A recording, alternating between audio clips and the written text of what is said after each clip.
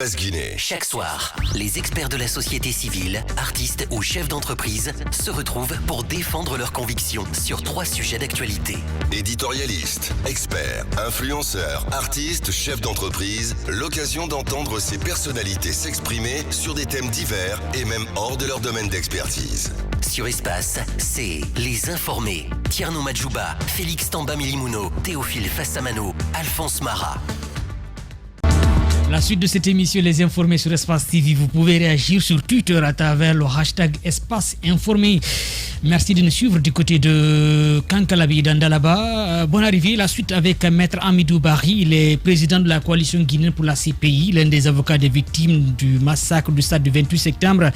Comme vous le savez, une mission de la CPI a séjourné en Guinée la semaine dernière. Objectif, réactualiser ce dossier du massacre du stade du 28 septembre en vue d'un procès. Félix Milimono. Oui, est-ce que, maître, vous pensez que le retard, par exemple, dans la justice par rapport au massacre du 28 septembre est dû au manque de moyens ou au manque de volonté politique? Non, pas au manque de moyens. Et vous savez, la Guinée est très riche. Les moyens financiers ne manquent pas. Si nous prenons ce qu'on engloutissait au niveau de la CENI, c'était des milliards de francs guinéens.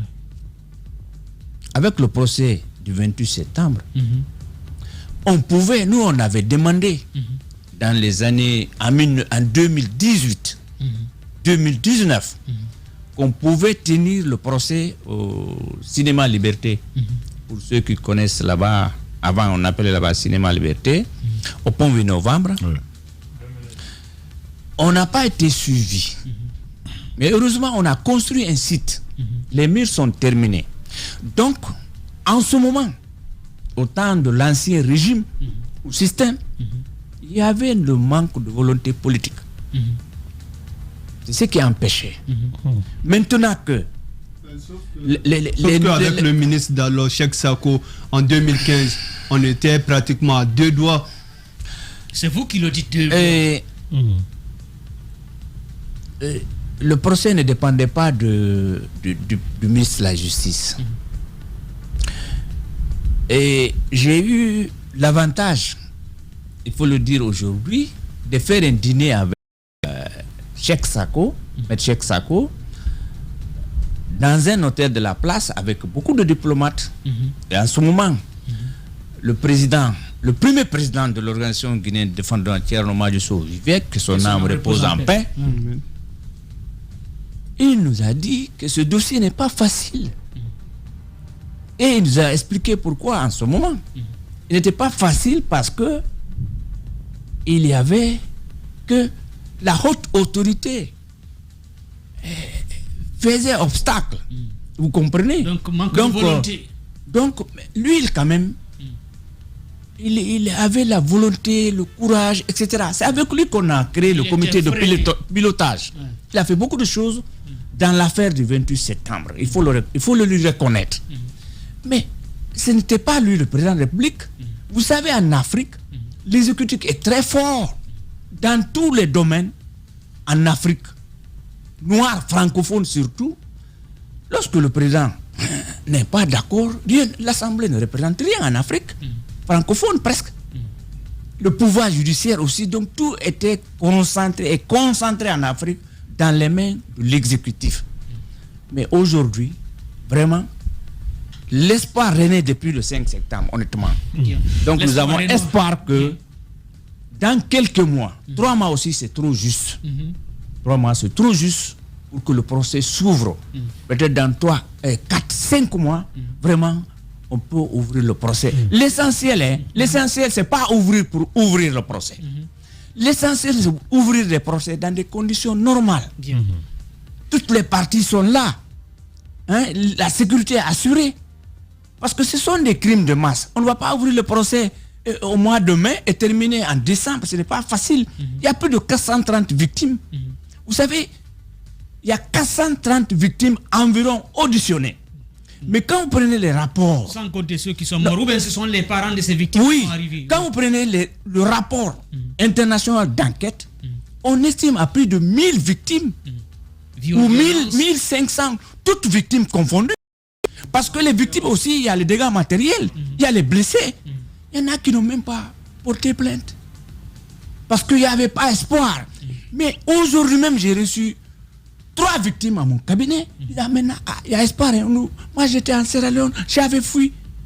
J'ai dit, mais restez tranquille, il y aura le procès. Maître Hamidou Barry, on dit souvent que c'est dans le désespoir le plus terrible que se nourrit l'espoir le plus ambitieux. À vous entendre parler aujourd'hui, vous êtes optimiste à Chiplo. Le 12 mars 2017, Toumba Diakité a été transféré ici à Conakry et son inculpation a suivi dès après son arrivée. Pensez-vous que d'une façon ou d'une autre, cela a constitué un tournant dans la tenue de ce procès?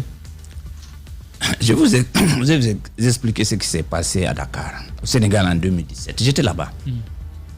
Vous savez, il y a des victimes à Dakar, au Sénégal.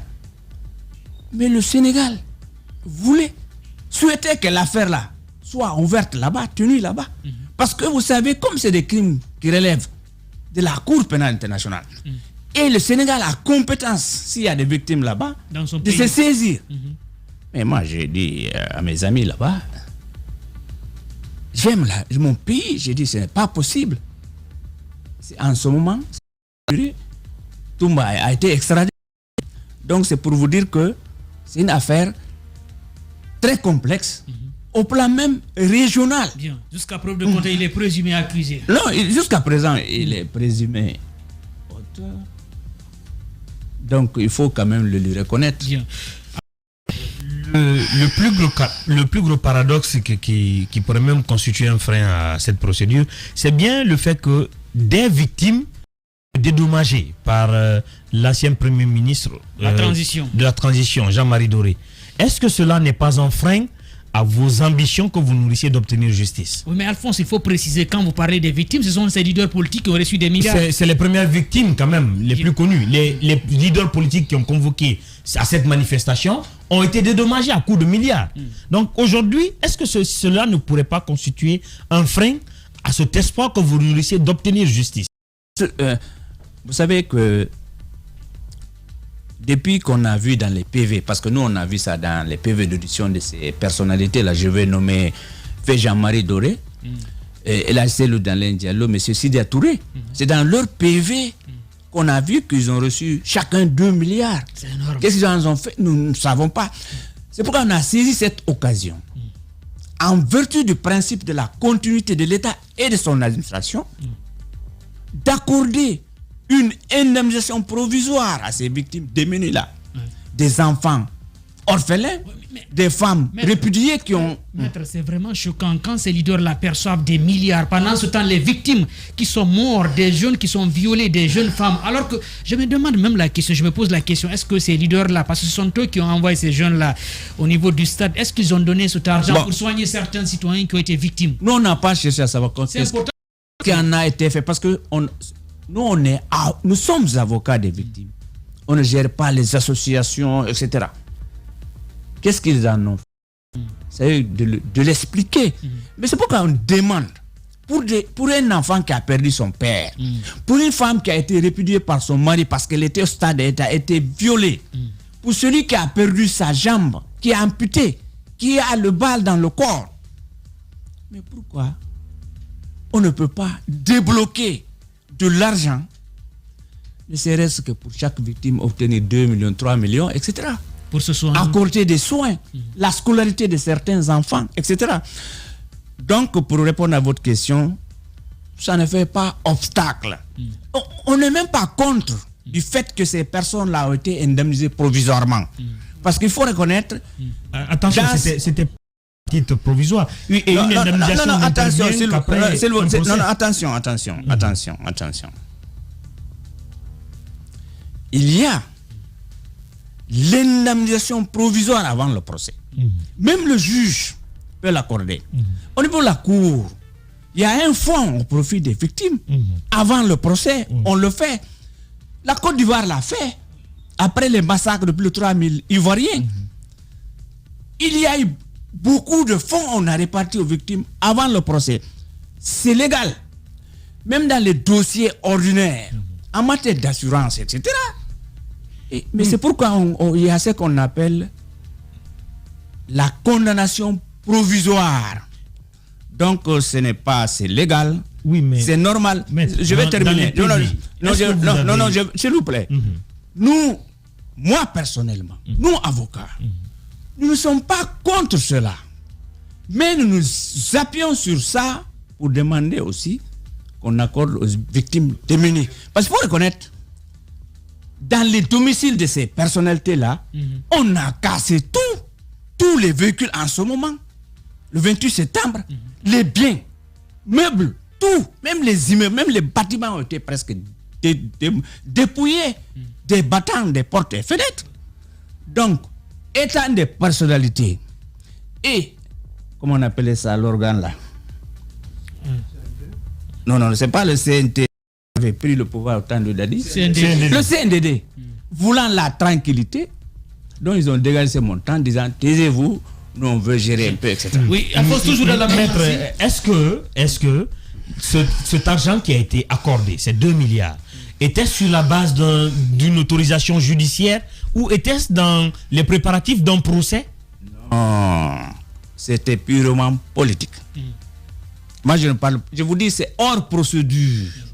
Maintenant, quand nous revenons sur le plan procédure légale, c'est normal. Un juge saisi peut allouer un montant en attendant le procès si les faits sont avérés. Il y a un accident de la circulation routière avéré, par exemple. Je vous donne un exemple simple. La victime a perdu 2 jambes. Si le constat prouve que c'est le véhicule qui est à l'origine de l'accident, un juge peut accorder une provisoire à cette victime. À la fin du procès, le procès peut prendre 10 ans. Alphonse, on va avancer. Il y a d'autres qui veulent poser des questions. Là où il y a le souci, c'est que c'est le CNDD qui octroie cet argent. Et c'est le CNDD qui doit être poursuivi pour l'affaire du 28 septembre. Non, attention. L'affaire du 28 septembre, c'est une affaire pénale. Et ça concerne non, attendez, je vais terminer. C'est une affaire pénale. Ce sont des personnes physiques qui sont accusées en matière pénale. Même si aujourd'hui, avec le code pénal du 26 octobre 2016, on peut engager la responsabilité pénale d'une personne morale. Vu par la loi, par le code pénal de 2016. Mais on n'a pas affaire avec cette... comment on appelle ça? CNDD. On a affaire ici avec des personnes physiques nommées, comme le capitaine Moussa Dadi, etc. Donc, CNDD. Oui, Amadou Sou. Pour la petite précision, qu'il y avait Jean-Marie Doré qui était Premier ministre d'alors, qui était lui aussi victime au même titre que les leaders politiques. Donc tous ont reçu cet argent-là. Et c'est bien normal, comme vous l'avez dit, que toutes les autres victimes soient dédommagées. Quel est votre espoir aujourd'hui? Parce que c'est vrai que c'est des nouvelles autorités, mais n'oublions pas que c'est un organe de transition. Et le procès peut se tenir sur plusieurs années. Comment est-ce que vous voyez la suite de ce processus? Nous, moi personnellement, ce sont les actes posés. Je vous rappelle, le 7 septembre, la Cour d'appel pour la libération des détenus politiques. Ça, c'est à saluer. On a tout fait, avocats, organisations de défense des droits de l'homme. Ils ont pris le pouvoir le 5 septembre. Le 7, on était à la Cour d'appel. Je vous rappelle avec qui? Avec le procureur Sidi Souleymane Ndiaye. Avec le procureur général, avec le secrétaire général, nous disant qu'il faut libérer les détenus politiques. Nous avons salué cela en tant que droit de l'homiste. On a ouvert les frontières. Il faut saluer cela. Les PA qui étaient là. Chaque fois que moi j'entrais, je traverse au moins 4 PA, je suis dans l'axe là. On a démantelé ça. Donc, il y a espoir. Bien, il y a espoir. Et je vais vous dire quelque chose. Oui. Le temps que ça prendra, l'affaire du 28 septembre sera jugée. En tout cas, ça va servir. Tout le souhait qu'on juge cette affaire ici, je vous l'ai dit. Bien. L'intérêt. Bien, on ne va pas se répéter, c'est important, Maître Mohamed Oubari, c'est important que cette affaire soit jugée. Ça peut servir de leçon aux autres qui veulent faire des violences après, parce que sincèrement, il y a eu trop de violence dans ce pays. Félix Milimono. Alors, avec le temps que ça prend, le problème du 28 septembre, est-ce qu'on ne craint pas de se retrouver dans le même scénario que les prisonniers ou les victimes de comment dire, du Kambouaro, où il y a des témoins qui ne sont plus, où il y a des victimes même qui ne sont plus, où on se trouve dans une situation un peu compliquée, avec le temps que le... Bien. Non, ça, sincèrement, je ne crois pas. Vous savez, c'est que l'affaire de Kambouaro, il n'y a pas eu d'enquête. Mais l'affaire du 28 septembre, il y a eu l'ordonnance de renvoi pour jugement. On a fait le pourvoi au niveau de la Cour suprême. En 2019, je crois, au mois de juin, la Cour suprême a rejeté tous les pourvois. Donc le dossier est clos. Tous les PV là sont disponibles sur les juges d'instruction. Toutes les décisions rendues sont disponibles. Tous les témoignages sont là. Mais si vous allez dire que vous allez avoir un procès parfait, il n'y a pas de procès parfait. Hein? L'essentiel qu'on ouvre le procès. On n'aura pas tout. Mais si on ouvre ce procès, c'est pédagogique. Cela va faire quoi? Ça va redorer le blason de cette justice. Ça va faire quoi? Cela va lutter contre l'impunité dans notre pays. C'est très important. Mais dire que on aura tout dans ce procès, c'est-à-dire on aura tous les accusés. Rappelez-vous, ce sont des crimes de masse. Quand vous prenez le capitaine Moussa Dabidis Camara, vous pensez qu'il a pris quelque chose, il a tué quelqu'un? C'est la responsabilité qui l'engage. Ceux qui ont tué physiquement, qui ont commis des viols, mais on ne les voit pas. Donc dans les crimes de masse, on prend les responsables, on ne peut pas prendre les petits soldats. Ce n'est pas possible. Donc le procès, c'est un procès qui sera pédagogique. Qui sera pédagogique, qui va lutter contre l'impunité au cas où il y a procès. Théophile. On va aller donc au niveau actuel, au niveau de l'information. Alors, vous nous appreniez donc, heureusement, ça va se tenir ici. Parlez-nous donc du site. C'est le souhait. Oui, mais vous affirmiez que ça se tient ici. C'est la question avant de poursuivre. Est-ce que déjà, ça va se tenir ici, c'est ça? Non. Ah, c'est un souhait. D'accord, donc je poursuis. Allez-y. Ok, donc si on n'arrive pas à juger, comme ça la Cour pénale va s'en charger. Voilà, donc dans la même lancée, aujourd'hui donc, vous parliez donc de 3 ou 5 mois dans l'optique, c'est un souhait pour que ça se tienne. Qu'est-ce qu'on a à notre disposition aujourd'hui? Quels sont les acquis depuis l'instruction jusqu'aujourd'hui? Quels sont les acquis que nous avons pour nous permettre de tenir ce procès? Les acquis, je crois avant même l'avènement des nouvelles autorités, d'ailleurs c'est évident, les magistrats qui doivent tenir ce procès ont reçu une formation. D'accord. Parce qu'il faut quand même comprendre les crimes internationaux. Il faut comprendre que c'est un dossier de crimes de masse où vous avez beaucoup de victimes. Ce n'est pas un dossier dans lequel vous devez juger 3 journalistes, 4 journalistes, 2 médecins, 2 voleurs. Ce sont des affaires dans lesquelles il y aura au moins 600 victimes qui vont se présenter. Et des crimes contre l'humanité, il faut être informé. Comment on tient un procès? Donc, ça, ce sont des acquis. Aussi, l'immeuble devant abriter le procès. Je vous dis, les murs sont terminés. L'immeuble se trouve où? L'immeuble se trouve à l'enceinte de la cour d'appel de Conakry. Derrière. Ça juste la corniche. Sékou Touréa. Bien. Oui, s'il te plaît, par rapport à l'immeuble, pourquoi il faudrait construire? Est-ce que c'est pour abriter toutes ces personnes ou parce qu'on n'en a pas? Que les constructions ont commencé il y a plus d'1 année. Donc pourquoi aller ailleurs? On a construit, on a terminé presque les constructions. Mais c'est bien fait, c'est un bon bâtiment. Quand vous voyez, et c'est un financement de nos partenaires. Vous voyez quoi? Donc, il faut prendre patience. Mais l'essentiel, je vous dis, que le procès se tienne dans la sérénité. Dernière question avant de partir avec les auditeurs. Et compte tenu de la grandeur même de ce procès, crimes de masse et tout. Et ces magistrats-là qui seront là pour siéger, pour essayer de juger en tout cas, ils viendront d'où? Et quels sont les critères? Je dis, quels sont les critères, par exemple, pour essayer de désigner ces magistrats-là? Sur quelle base ils vont être choisis? Ce sont des Guinéens. Sur quelle base ils vont les choisir? C'est les critères de compétence et de qualité et de moralité. Vous savez, c'est les critères de base. D'abord, il faut avoir la compétence, mais encore, il faut avoir la moralité et la crédibilité. le temps des auditeurs. Oui, mais bien avant Amadou, peut-être rapidement. Il ne faut pas que Théophile ou Félix me demande une autre question pour dire qu'il faut que ce soit équilibré. Que prévoyez-vous? Une médiatisation du procès ou que ça se passe à huis clos? Bien. Non, attention. C'est le juge est souverain. Bien. Si le juge, la juridiction criminelle décide que les audiences seront publiques, les audiences seront publiques. Je crois en principe les audiences seront publiques. Mais si le juge ou le président de la juridiction du jugement se rend compte que pour protéger l'ordre public, les bonnes mœurs, il peut ordonner le huis clos. Bien. Donc c'est à la discrétion des juges qui auront la charge de cette affaire.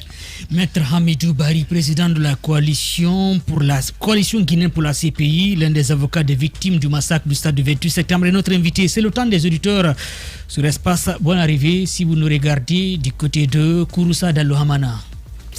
Les informés. Débat des auditeurs. Radio Espace Guinée. Chaque soir.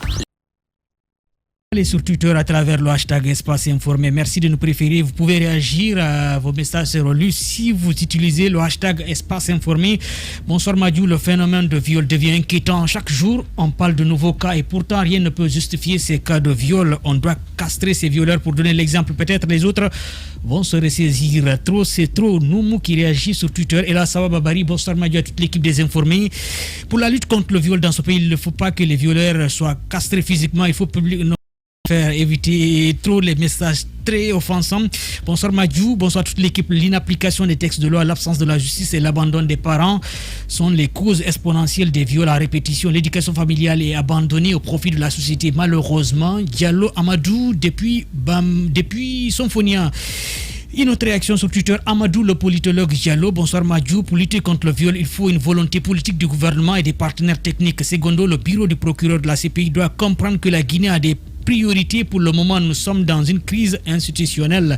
Amadou, le politologue qui réagit, Boubacar Seleyabe, bonsoir Madiou, bonsoir toute l'équipe. Tout Guinéen conscience avec le pouvoir d'Alpha Condé, il n'y aurait jamais eu le procès des massacres du 28 septembre 2009. Dieu merci maintenant qu'il y ait changement. Les autres sont connus. Boubacar Seleyabe qui réagit sur Twitter. Une autre réaction avant de partir avec les appels. Bonsoir Madiou à toute l'équipe des informés. Maître, comment comprenez-vous le refus de l'ex-président Alpha Condé d'organiser le procès des massacres du 28 septembre étant membre de la commission d'organisation de cette manifestation à l'époque des forces vives? Mamadou Saliou Bachir qui réagit. Maître Hamidou. Le RPG était membre actif à l'époque à l'occasion de cette manifestation. Tous les partis politiques, tous les grands partis politiques étaient au stade. Le RPG était fortement représenté au stade, l'UFR, l'UFDG, etc. Et le NFD, mon ami disciple Mokhtar Diallo, vous savez, il y a eu des pesanteurs. C'est-à-dire il y a eu des pesanteurs politiques. Il y a eu des pesanteurs sécuritaires. Il y a eu des pesanteurs d'intérêt personnel qui ont empêché l'ancien président de prendre le dossier bras au corps pour ouvrir cette affaire. Parce que, rappelez-vous, faire comparaître en ce moment, par exemple, le capitaine Moussa Dadis Camara, il y avait tellement, en 2013, c'était les élections législatives, etc., présidentielles, 2015, etc. Donc, ces considérations-là, j'estime empêcher qu'on programme l'affaire du 28 septembre. Donc, il ne faut jamais occulter ces pesanteurs politiques, sécuritaires, voire même ethniques, communautaires, régionalistes, et empêcher l'ouverture de cette affaire. Bien. Et je veux vous dire, cette affaire n'a pas été facile. Maître, on va être très précis. Il y a beaucoup d'auditeurs qui patientent, qui voudront certainement vous poser des questions. On a un autre auditeur au bout de la ligne. Bonsoir et bonne arrivée sur Espace Les Informés. Bonsoir, Thierno Madjou. Bonsoir à tous vos millions d'auditeurs. Permettez-moi de vous souhaiter toutes les chances du monde. Je suis ici à Gabari. Je vous appelle à l'instant depuis Miti. Miti Dandalaba, bon arrive, on vous écoute. J'imagine que vous avez une question à mettre à Hamidou Bari. J'ai une question pour mettre à Hamidou Bari, mais je vous informe à l'instant même, on vient encore d'arrêter un jeune qui a tenté de violer une jeune fille du côté de l'Abbé. Actuellement, il est à la gendarmerie régionale. C'était un motard qui a voulu envoyer une fille cadeau en pour ceux qui connaissent l'Abbé. Arrivé un peu à la brousse entre le camp militaire et Popdra, il a voulu forcer la fille. Grâce aux gens qui revenaient du champ, ils ont interpellé le garçon. Il est à la gendarmerie. Franchement, c'est devenu très très inquiétant. De l'autre côté, je veux poser la question à Maître, parce que il y a beaucoup de gens qui disent dans le couloir, lorsqu'on écoutait toute l'émission, ils disent, nous sommes dans un café, bien sûr que tous les juges, les avocats ont été corrompus par l'ancien régime. Ils ont reçu de l'argent pour faire retarder ou bien oublier, bannir ou bien faire oublier. Si beaucoup, on a compris la question. Portez-vous bien. Bonne soirée du côté de métier. Maître Hamid, on va aller rapidement. On va pas trop commenter. Non, pour la corruption, ils n'ont qu'à rapporter la preuve si un avocat a reçu de l'argent. Moi, en tout cas, pour ma personne, celui qui estime que j'ai reçu de l'argent, qu'il porte ça devant le juge. Voilà, on va prendre notre appel sur le 620 28 65 65. Bonsoir et bonne arrivée. Allô, bonsoir. Vous êtes en direct. Votre nom, vous nous appelez d'où? Madame Oumouba de Piatea. Bonne arrivée, Madame Oumou. Merci.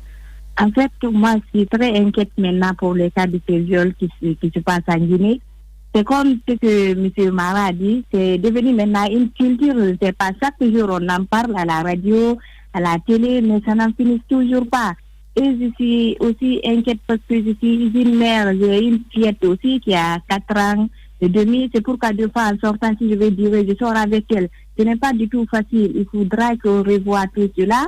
Et je pense que c'est, d'une part, disons que la drogue en fait partie, mais il y a d'autres qui violent, qui ne fument pas, qui ne boivent pas des énergétiques, ni rien. Ça, je ne sais pas quelle est la cause de ça. Il faut que les hommes essayent de se contrôler. Et ce jeune ici, c'est un enfant qui n'a même pas eu 18 ans. C'est pas du tout facile. C'est vraiment quelque chose qui est déplorable dans ce pays. Quand ton fils ou ta fille est violée, c'est pas facile.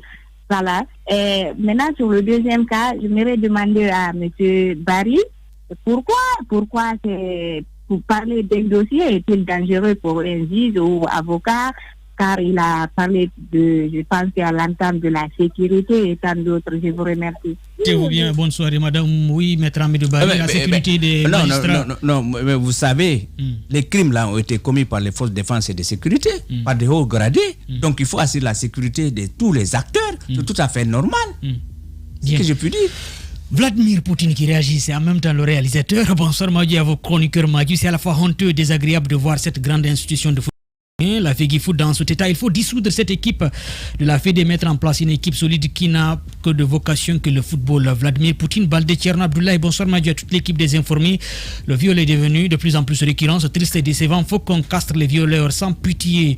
Une autre réaction sur Twitter. Bonsoir Madjou, à toute l'équipe, les soldats de l'info en Guinée. Le comité de normalisation de FEGIFOOT est une bonne chose dans la mesure où ils sont incapables d'organiser une élection. Le viol est devenu pandémie en Guinée. On va prendre un appel avant de revenir avec vos réactions sur Twitter. Bonsoir et bonne arrivée sur Espace. Oui, bonsoir M. Tcherno. Votre nom, vous nous appelez d'où?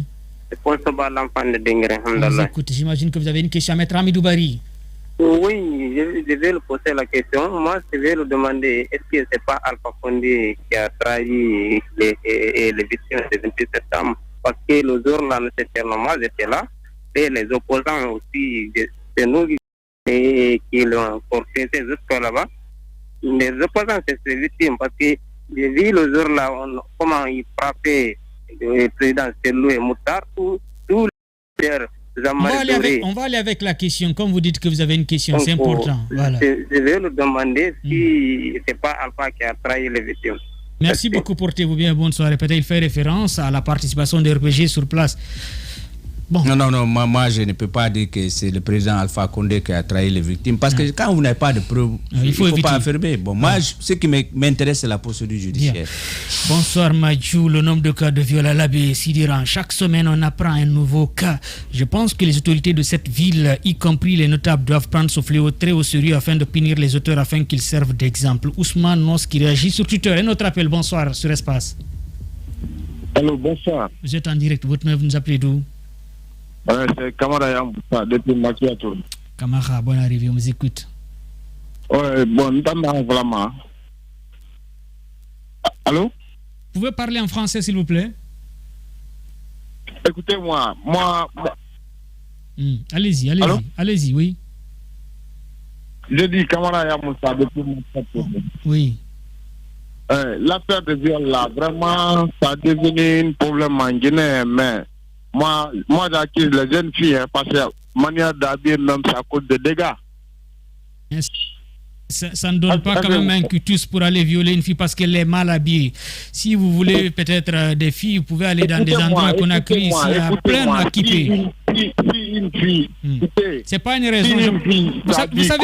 Vous savez, monsieur Camara, c'est important. Il ne faut pas qu'on encourage. Oui, à force d'évoquer ça, du fait que les jeunes filles portent des mini comme ça, c'est comme si nous-mêmes nous contribuions à encourager les jeunes à aller vers elles parce qu'elles sont mal habillées. Donc la radio, c'est également sensibilisé. C'est pas parce que je vais vous couper, mais c'est important de rappeler ça. Sinon, c'est comme si nous-mêmes nous faisons l'apologie du viol en Guinée. Donc, merci beaucoup, monsieur Camara.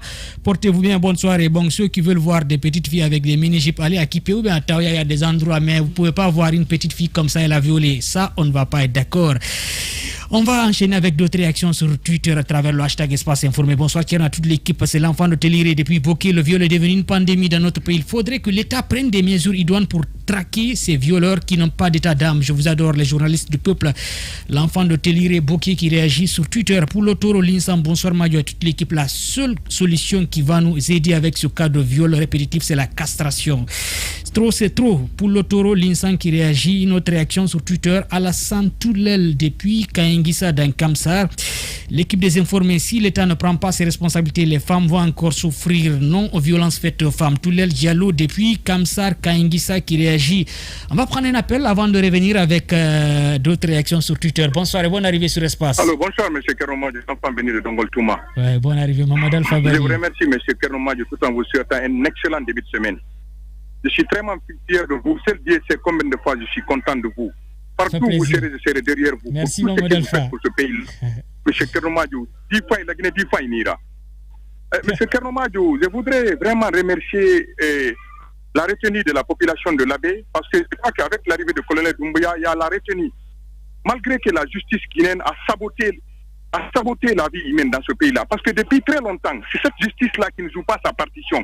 Mais bientôt, l'avocat, monsieur Barry, va essayer de déplisser sur ça. C'est la justice guinéenne qui a trahi son peuple. Sinon, quelqu'un ne peut pas continuer à violer une mineure de 3 ans, un bébé de 3 ans, et que cela reste l'être morte. C'est sciemment fait. C'est pour cela que ces bourreaux-là continuent à violer nos enfants. Aujourd'hui, c'est à peur même d'avoir une fille. Aujourd'hui, même ceux qui ont des filles, aujourd'hui, ont peur qu'elles aillent à l'école. C'est extrêmement dangereux. Notre cité est devenue minée par des... Je ne sais pas où est venue cette pratique-là. Je me demande que Dieu pardonne ce peuple-là.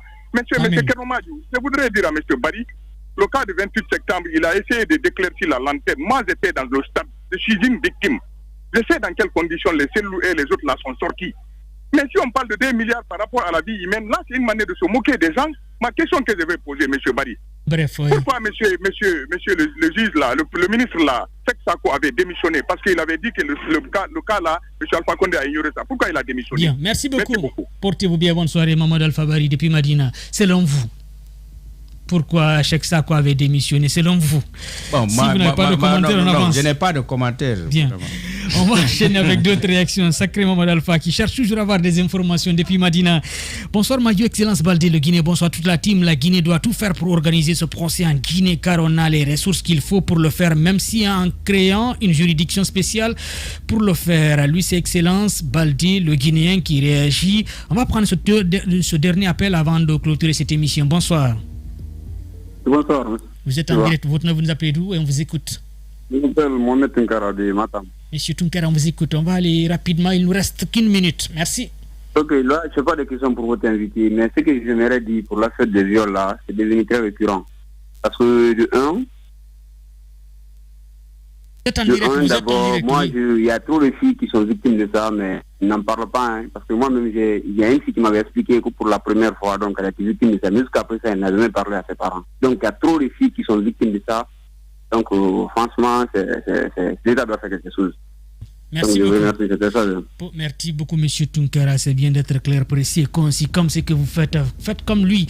Merci à tout le monde. On va aller avec les 12 derniers SMS. Désolé pour ceux qui ne vont pas entendre leur réaction sur Twitter. Bonsoir, vous les vrais gens. Je vous suis depuis la Côte d'Ivoire. Vraiment, votre émission nous enjaille ici en Côte d'Ivoire. Merci au PDG d'Adafo Média qui ne cesse pas de nous surprendre. Chapeau à lui. Madiou, on vous aime. Merci beaucoup à vous, Abbas Kalan, depuis la Côte d'Ivoire. Bonsoir les informés. Bonsoir aux téléspectateurs d'Espace TV. Le problème avec le viol est lié à la démission des parents et aujourd'hui nos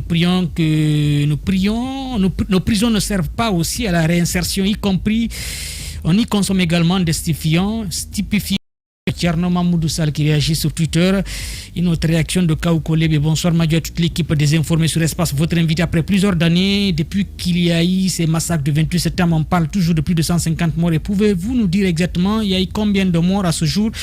Il y a eu combien de morts? Vous avez le chiffre? Bon, les morts, on estime à 150, les disparus aussi à 100. Bien. Oui, selon... Ce sont des estimations. Bien.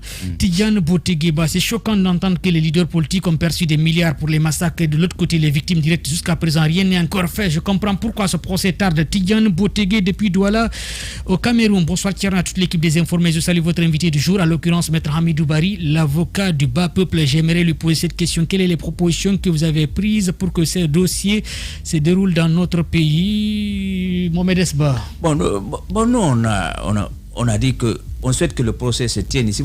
Tout, c'est dans les mains de l'État. Et moi et les juges, on ne fait que des propositions. Bien. C'est à l'État de montrer une volonté politique pour juger. En tout cas, merci beaucoup. On va devoir se quitter dans cette émission, les informés. Merci beaucoup, Maître Hamidou, d'être intervenu ce soir. Merci aussi. Merci beaucoup. Je salue vos auditeurs. Merci à Amadou Sow, Théophile Fassamano, Félix Milimono, Alphonse Mara, Abdoulaye Chiplo.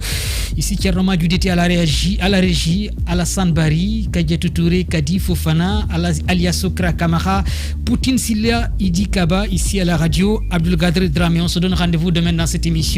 Les informés. On reviendra sur un dossier qui est très important, c'est sur l'identification des victimes et à la mise à la retraite de plusieurs fonctionnaires. Parmi eux, des jeunes qui ont été engagés récemment, mais ils avaient des matricules qui datent de 1930. Oui, des années. C'est comme s'ils sont nés en 1930. C'est un dossier. On reviendra avec ce dossier demain dans cette émission Les Informés, histoire de vous informer comment ça s'est passé tout. Tout de suite, la Minute Orange avec Abdoulaye Chiplo. Bonsoir et bonne arrivée. Bonsoir et merci de m'introduire déjà. Bien, tout de suite déjà, on reviendra avec vous. En attendant, on se donne rendez-vous très bientôt dans cette émission Les Informés demain. Au revoir, portez-vous bien. Bonsoir et bonsoir à ceux qui nous suivent du côté de Kelele, c'est en Guinée-Bissau. Chaque soir, les experts de la société civile, artistes ou chefs d'entreprise se retrouvent pour défendre leurs convictions sur 3 sujets d'actualité. Éditorialistes, experts, influenceurs, artistes, chefs d'entreprise, l'occasion d'entendre ces personnalités s'exprimer sur des thèmes divers et même hors de leur domaine d'expertise. Sur Espace, c'est Les Informés. Tierno Madjouba, Félix Tamba Milimono, Théophile Fassamano, Alphonse Mara.